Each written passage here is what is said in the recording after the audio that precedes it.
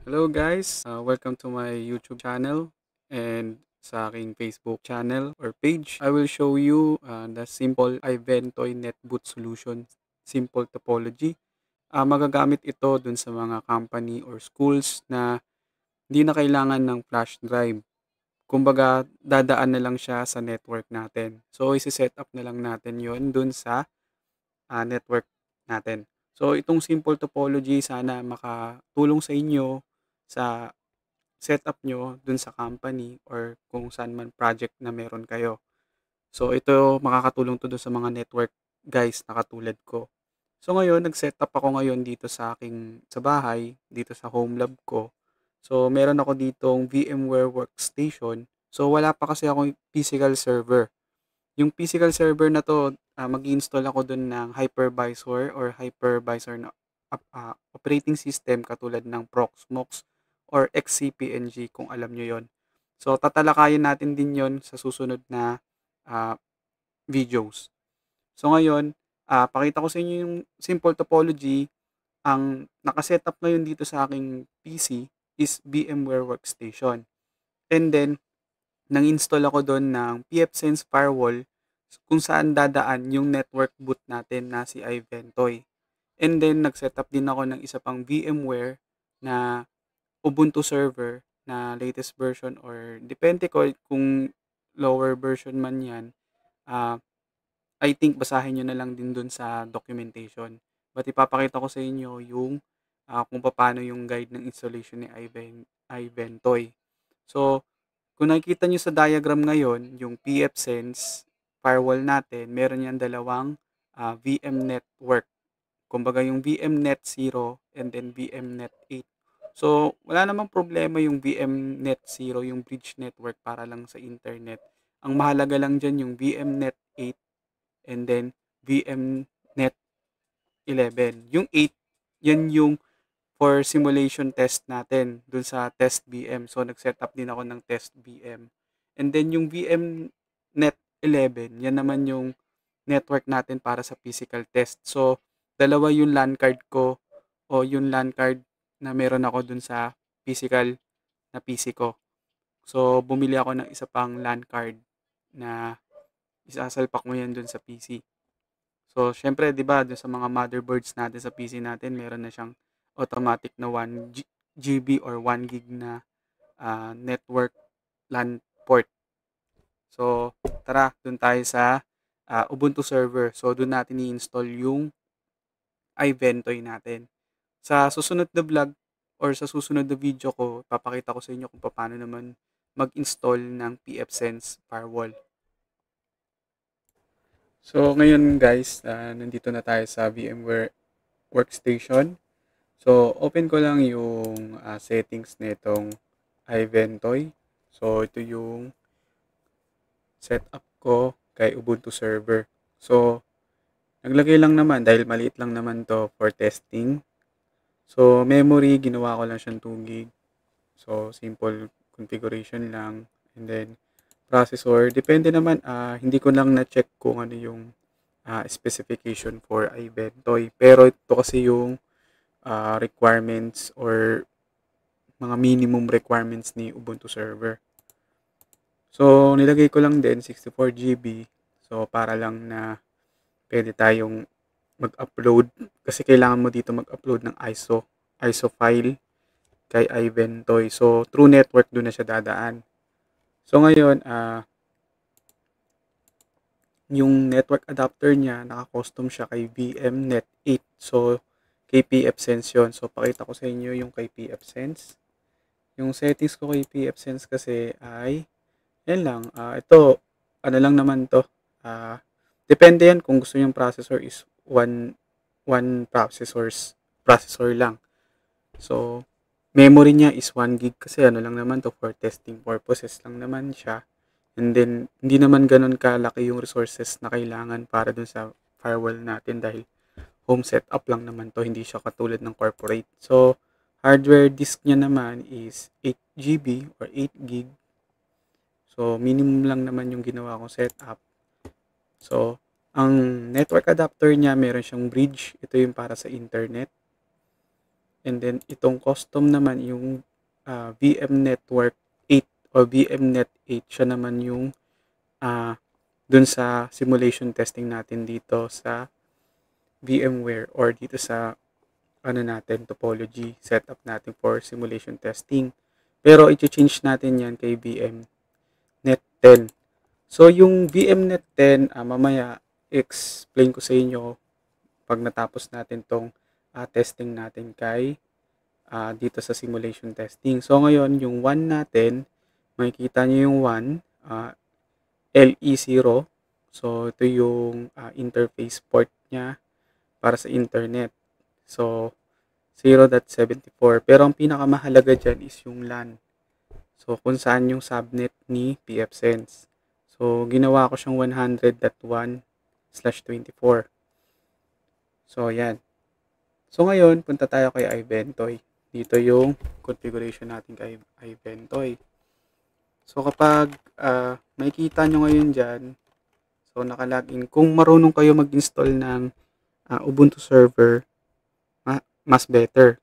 Kasi yun kasi yung requirements or prerequisite. Pero kapag sa next video, share ko sa inyo kung paano lang mag-install nito. Madali lang naman siya. Nood lang din kayo sa YouTube or mag-search kayo. Importante kasi lalo na sa mga infrastructure guy na katulad natin or IT peoples. Mas maganda kasing nagse-search tayo para makuha natin yung mga kailangan nating skills pagdating na dun sa work natin sa profession natin. So, work natin dyan sa labas. So, balik na tayo ngayon dito. So, pag in-LS nyo kasi yan, makikita nyo yung iVentoy. Yung iVentoy 1.0.20. So, open tayo ng isang browser kung saan na download yung iVentoy. So, click nyo lang iVentoy. Ito. Click yung downloads. And then, click nyo tong link ni github.com ventoy pxe. So, kopyahin nyo yung link niyan. So, kopyahin nyo lang siya. Copy link. So, kung may idea kayo sa iVentoy, sa Ubuntu server. So, open natin. Ubuntu server. Tingnan natin yung iConfig niya. So, by the way, itong iConfig, may installation guide din dito. So, dito, may iConfig na ako. Search nyo na lang kung paano mag-install nito. Madali lang naman. Marami na siyang techniques or CLI command sa Google or sa YouTube. So, punta tayo dito. Pero tuturo ko to sa susunod na video. So, gawin natin ngayon is punta tayo sa SSH administrator. So, ang ginawa ko kasing IP address dito is 192.168.100.253. So, click yes. Type yes pala. And then your password. Dun sa ginawa nyong password dun sa Ubuntu server natin. So, ngayon, para makuha yan, wget, tapos paste nyo lang. Then, wait natin kung mada-download.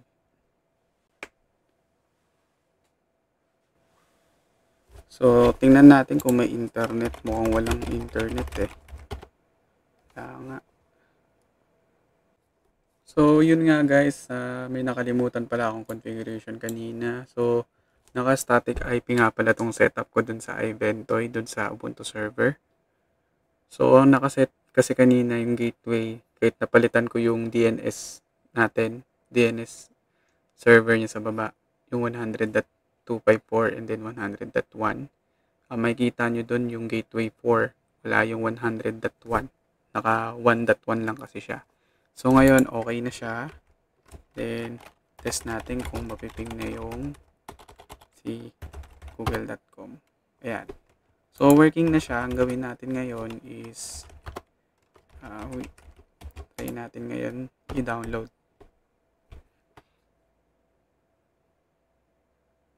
So, yan. Downloaded na siya kapag pumunta na kayo visit ls. Saan kaya siya napunta? Sudo lang pala. Sudo -i para sa administrator account. So, kapag in-ls nyo yan, makikita nyo ngayon sa labas ng yan. Dapat pala ang ginawa lang natin ngayon ay, ulitin ko exit lang muna natin sa administrator para dun sa account natin mismo. Hindi dun sa mismong root. Sa root yan pumunte. So, we get, yan. So, ngayon, pag in-ls nyo ngayon yan, makikita nyo ngayon tong iBentoy.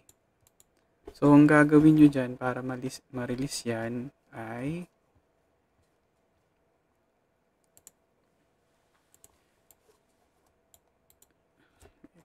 tar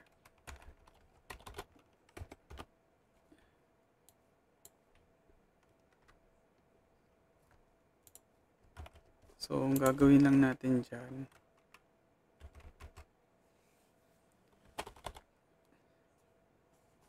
gawin muna natin is, type nyo lang to. Sorry, masyadong mahaba. Mali ako. Tar, and then, minus xvzf. And then, type nyo yung iBentoy. iBentoy -1.0.20.linux free tar.gz. So, once na in-enter nyo yan, ls nyo ngayon. So, pasok ngayon tayo dito kay cd iBentoy 1.0.20. So, ls tayo para makita nyo kung anong laman na nasa loob. Then, sudo tooldoc iBentoy.sh. So, kapag in-enter nyo yan, makikita nyo yung mga command niya, yung start, stop, and then status. Click nyo yung start. So, makikita nyo yung XXXX 26,000. So, ito yung port number niya, yung 26,000. So, open natin tong browser. Then, yung sinet kasi nating IP address na 253. So, yan na siya.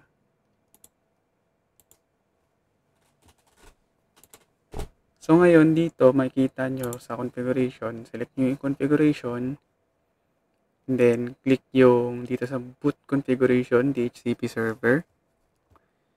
Click natin yung DHCP server mode, external. Then, wala na tayong gagalawin dito, nakaset na siya. Depends lang siya kung anong EFI boot ang gagamitin natin. Or yung boot menu resolution, it depends kung gaano kalaki yung screen monitor nung ginagamit yung desktop or laptop. Pero dito lang tayo sa standard, yung 1024 by 768. So ngayon, paano natin malalagyan ng images or mga ISO file na pang boot? So, download tayo nito. So, download lang tayo ng WinSCP.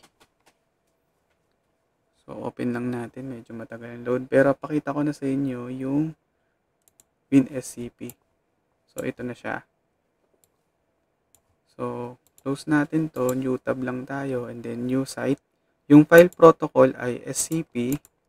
Then, type natin yung 253. So, default port number, and then yung username na ginamit natin. Yung ginawa natin doon sa Ubuntu server. Click login, and then yan na. So automatic, makita niyo yung home, administrator, yung folder na Nakita nyo kanina yung dinownload natin and then yung in-extract natin na iVentoy. So, punta kayo sa ISO file. So, meron na ako specific dyan. Pero kung gusto nyo, pwede natin gawin is punta lang tayo sa location ng installer ko. Click OK. And then ISO. Yan. Lagay natin yung installer natin kay lagay na rin natin tong Windows, tas upload lang natin tong 64-bit upload.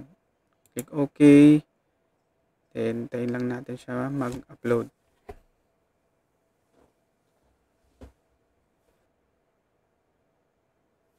So yan na, uploaded na siya.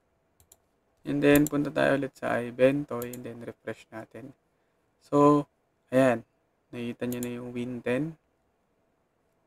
So, ang gawin natin ngayon, punta na ngayon tayo sa Workstation Pro, VMware, and then click natin tong settings, yung test VMware. Yung VM natin, test virtual machine natin. So, ito lang naman dahil configuration, testing lang naman. So, naglagay ako 4GB. Processor niya, 2. And then, yung network card niya dapat naka-VM Net 8. Pero, wag natin kalimutan na check muna natin. Punta tayo dito kay firewall. Open natin yung firewall natin. Ay, mali.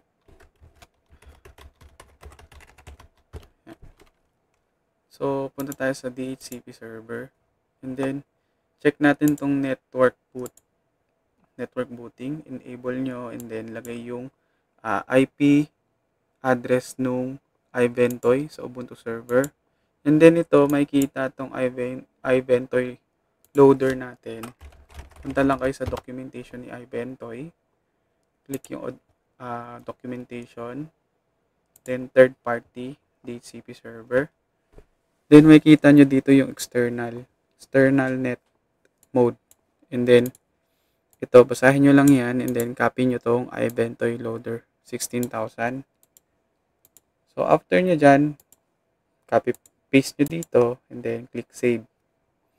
After nyo ma-save, punta kayo ulit kay iVentoy, boot information. Then, kapag ito nakalimutan natin i-start yung button ng start, di siya magra-run dun sa network boot. So, open natin yan. Click natin yung test. Then, click OK. Basta naka VMnet dun sa simulation test natin na interface. Then, click power on. So, yan. Nakita niya na. Nabasa niya na yung 100.253. So, makikita natin dito yung ilagay natin Win10. So, click lang natin.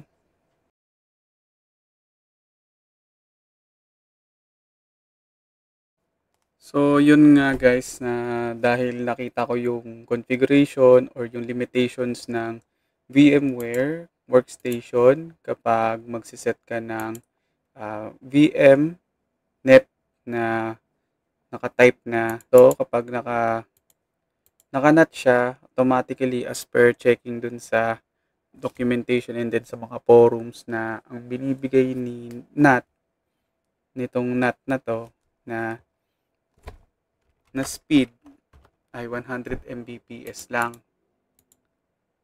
So, 100 Mbps lang siya. Sorry. Dito dapat pala.